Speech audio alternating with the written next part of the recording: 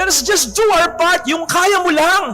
Ituloy mo yung ginagawa mo ngayon. Yung pagsumikap mo, yung pagdarasal mo, ituloy mo lang. Yung pagtatsaga mo, i-stretch mo kahit ano pa yung pasensya mo. Ituloy mo kung ano lang yung kaya mo.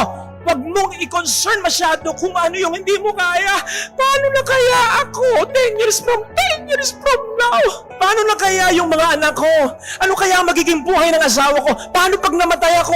Dapat nauna siya. Kasi pag nauna ako, walang mag-aalaga sa kanya. Hindi mo na concern yun.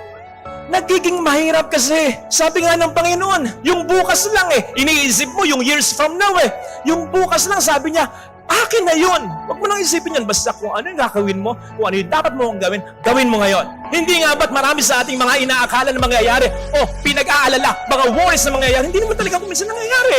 It is stealing your joy. It is stealing your happiness. Yung worrying para kang nakasaraking chair. It gives you something to do, but it doesn't lead you anywhere. Sana, kahit paminsan-minsan, affirmation, pangungumusta, pagpapahalaga, pagka-thank you, saying words like, I'm proud of you, take care, I miss you. Kapatid, kahit sandali lang, kahit paminsan-minsan lang, kahit nga once a month lang, nako, malaking bagay na yan. Milagro ang dating yan. It makes wonders. Nagbabago ang pananaw mo sa buhay, nare-recharge ang puso mo, na kahit ano pang problema sa buhay, ano pang hirap ng trabaho ng negosyo, kakayanin mo. Basta may energy kang galing sa pamilya mo. Huwag naman sanang mas makakdinig tayo ng papuri sa iba kaysa manggaling sa ating sariling pamilya. Sapagkat bukod sa Diyos, sa pamilya tayo hugot ng lakas at inspirasyon talaga. Hindi ka naman kinokondem ng Diyos.